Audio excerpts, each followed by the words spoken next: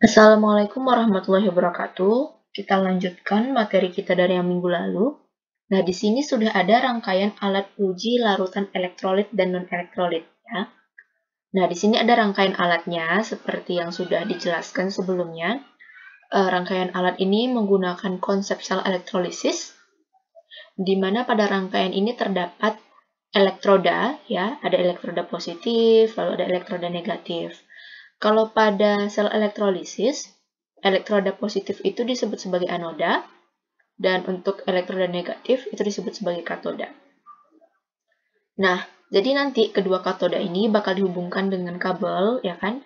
Nah, kabelnya ini dihubungkan dengan sumber arus, ya kan? Dan juga dengan bola lampunya.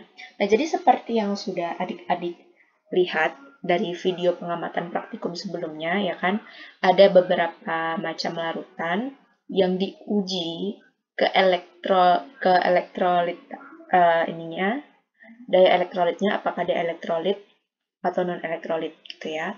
Lalu apabila dia elektrolit, apakah dia elektrolit kuat atau elektrolit lemah gitu ya. Nah, kemarin itu juga sudah ada dilihat ya kan karakteristik daripada larutan elektrolit itu seperti apa. Nanti dia di dekat elektrodanya bakal ada muncul gelembung-gelembung gas ya kan, dan juga lampunya bisa menyala terang ataupun redup bahkan mati gitu ya. Itu tergantung daripada larutan elektrolitnya, apakah dia elektrolit kuat atau elektrolit lemah. Ketika dia elektrolit kuat, maka sudah pasti ada gelembung dan lampunya terang. Tapi kalau dia elektrolit lemah, maka sudah pasti dia ada gelembung, tapi lampunya itu bisa jadi redup atau mati, seperti itu. Nah, sementara kalau larutan non-elektrolit, otomatis nanti dia tidak akan ada gelembung ya di dekat elektrodanya, dan juga lampu juga tidak akan hidup gitu ya. Nah, kira-kira bagaimana prosesnya gitu ya? Kok bisa ada gelembung, terus kok bisa lampunya hidup? Nah, jadi di sini ada contoh. Di dalam sini ada larutan, yaitu larutan HCl, senyawa ionik ya kan?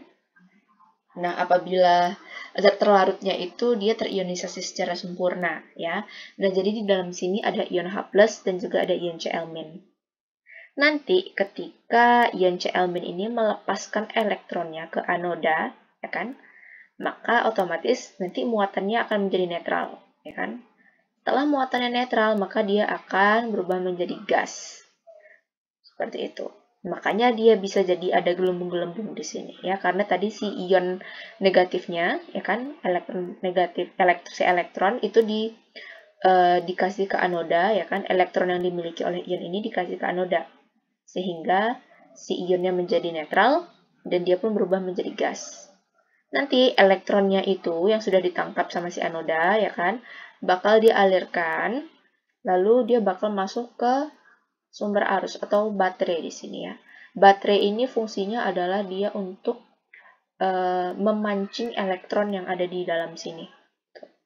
Lalu dia juga tempat menyimpan elektronnya gitu ya.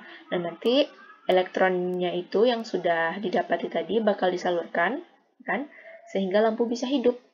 Nah, nanti apakah lampunya terang atau redup atau mati itu tergantung dari berapa banyak elektron yang sudah diserap gitu ya, berapa banyak elektron yang dialirkan gitu.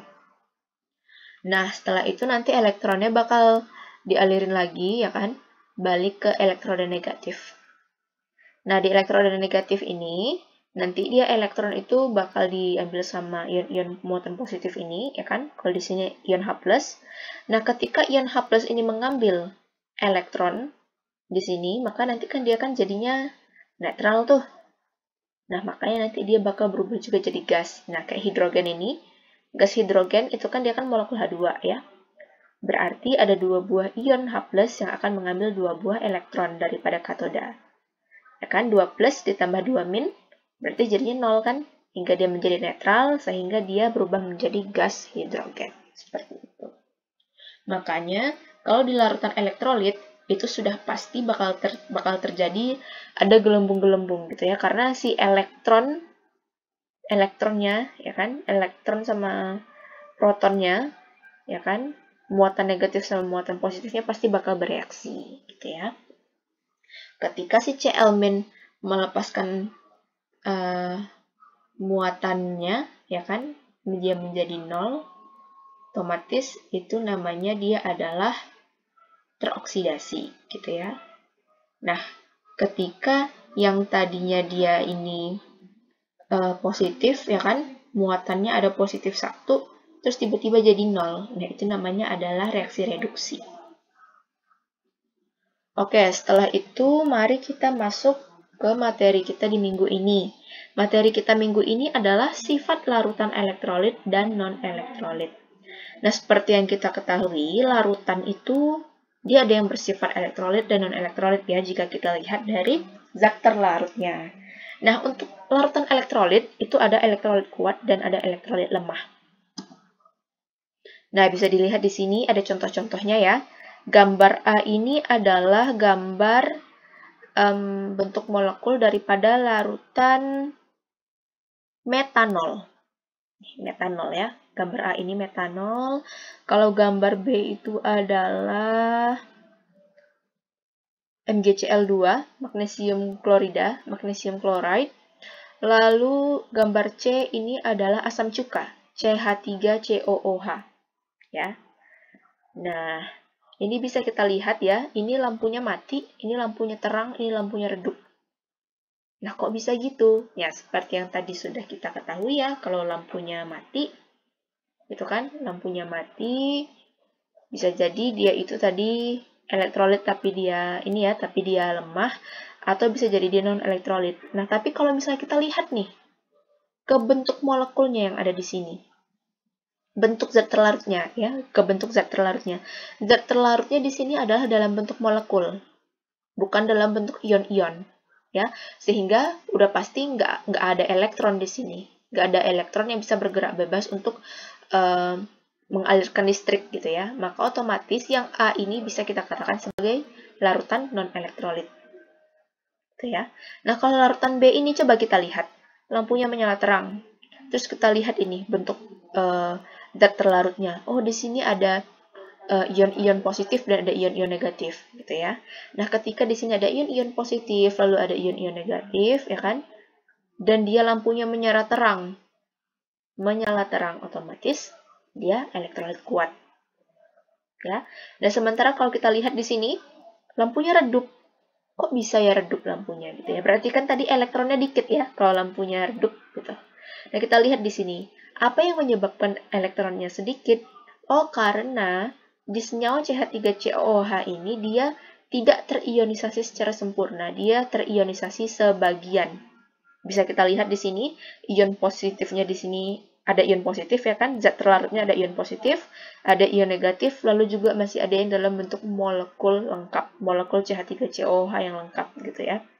Maka dari itu, dia berarti di dalam larutannya ini ya, zat terlarutnya itu ada ion-ion dan ada molekul-molekul. Makanya dia itu aliran listriknya hanya sedikit saja karena elektronnya itu tidak banyak ya. Elektronnya hanya sebagian saja, maka dia lampunya itu redup seperti itu. Nah, jadi dari sini kita bisa tahu kalau yang A ini adalah larutan non-elektrolit, yang B ini elektrolit kuat, kan? Yang C ini adalah elektrolit lemah. Ya, elektrolit kuat itu dia terionisasi secara sempurna di dalam larutan, ya kan? Zat terlarutnya terionisasi secara sempurna di dalam larutan. Tapi kalau elektrolit lemah, dia zat terlarutnya terionisasi sebagian di dalam larutan. Gitu. Nah, ini ada contoh lainnya. Ya, di sini ada larutan HCl, lalu ini CH3COOH juga, ya. Ini NH3. Nah, kalau ini elektrolit kuat, elektrolit lemah, elektrolit lemah. Kita bisa lihat dari gambar ininya ya. Di sini semuanya ion-ion ya kan, ion Cl-. Ini H3O+ ini ion H+ ya, ion H+ yang terikat dengan molekul air, jadinya H3O+. Cl-. Lalu di sini ada ion CH3COO-, lalu ada ion H3O+ juga. H3O+ ini sama aja kayak ion H+ ya. Ion H+ yang terikat dengan air gitu ya. Nah, lalu di sini juga masih ada molekul-molekul yang terlarut, molekul si CH3COH. Gitu ya. Kalau ini kan ion-ionnya, kalau ini molekul-molekulnya. Gitu. Begitu juga dengan yang di NH3, ya kan? Ada ion NH4+, ada ion OH-. Nah, tapi molekul NH3-nya juga ada di sini yang terlarut. Otomatis elektron di sini sedikit, elektron di sini juga sedikit, elektron di sini banyak, gitu ya. Karena ini terionisasi sempurna, ini sebagian, yang ini juga sebagian, gitu. Oke, kita lanjut. Nah, di sini sifat-sifat larutan elektrolit atau ciri-cirinya ya. Untuk elektrolit kuat, nah bisa kita simpulkan di sini ketika di dalam air ya kan dia terionisasi secara sempurna. Ya kan? Dia memiliki tetapan ionisasinya sama dengan 1 atau alfa sama dengan 1. Alfa ini tetapan ionisasi ya. Lalu daya hantar arus listriknya kuat. Nah, kalau kita sangkut pautkan dengan pengamatan kita yang minggu lalu, ya kan, lampu terang dan terdapat gelembung gas pada larutan elektrolit kuat, ya kan, itu akan dapat menyalakan lampu dengan terang dan ada gelembung gasnya. Contoh larutan elektrolit kuat, ada asam-asam kuat, ya, ada basa-basa kuat dan juga ada garam-garam. Untuk larutan elektrolit lemah, dia dalam air terionisasi sebagian. Terus alfanya kurang daripada 1 tapi besar daripada 0. Daya hantar arus listriknya lemah, ya karena tadi elektronnya kan cuma sedikit ya, nggak banyak. Lampunya tuh bisa redup atau mati dan ya tetap ada gelembung gasnya ya. Contoh larutan elektrolit lemah itu adalah asam-asam lemah ya, basa-basa lemah. Juga ada garam ya, garam-garam rangkap kayak garam mor, terus garam merkuri. Oke, nah ini ada ciri-ciri larutan non-elektrolit. Kalau larutan non-elektrolit, dia dalam air tidak terionisasi. Ya kan? Dia terlarutnya dalam bentuk molekul-molekul, bukan dalam bentuk ion. Katanya di dalam larutan non-elektrolit tidak ada ion. Lalu alfanya sama dengan 0. Terus dia tidak dapat menghantarkan arus listrik, dan juga kalau misalnya dicobakan dengan rangkaian alat penguji larutan elektrolit dan elektrolit, maka nanti lampunya akan mati dan tidak ada gelembung gas didapati di dalam larutan gitu ya. Contoh larutan non elektrolit adalah ini ada CONH2 2 kali. Kan ada C2H5OH, ada C12H22O11. Nah, di sini dari tadi kan kita ada alfa-alfa ya atau tetapan ionisasi. Nah, tetapan ionisasi ini bisa dicari ya melalui rumus ini. Tetapan ionisasi alfa sama dengan jumlah mol yang terionisasi dibagi dengan jumlah mol zat mula-mula. Nah, ada contoh soalnya. Contoh soalnya seperti ini. Sebanyak 0,1 mol asam asetat ya dilarutkan dalam 1 liter air. Mol ini satuan ya. Salah satu satuan yang kita pakai di dalam pelajaran kimia itu adalah mol. Dia dilarutkan dalam 1 liter air, ya kan? Nah, jika 0,001 mol asam itu mengion, dari 0,1 mol ini sebanyak 0,001 mol si asam asetat ini mengion gitu ya, maka derajat ionisasinya adalah, berarti tinggal kita cari alfa sama dengan yang mengion kan ada 0,001 nih. Yang awalnya mula-mulanya kan 0,1. Ya udah tinggal kita buat 0,001 dibagi 0,1 sama dengan 0,01.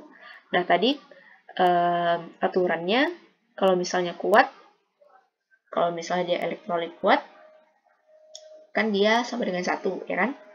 Nah, kalau misalnya dia kurang daripada 1 berarti dia lemah, ya. Kurang daripada 1 atau di atas 0 berarti dia lemah. Berarti pada soal ini dia termasuk asam lemah ya, asam lemah ya, asam asetat. Termasuk asam lemah 0,01. Seperti itu.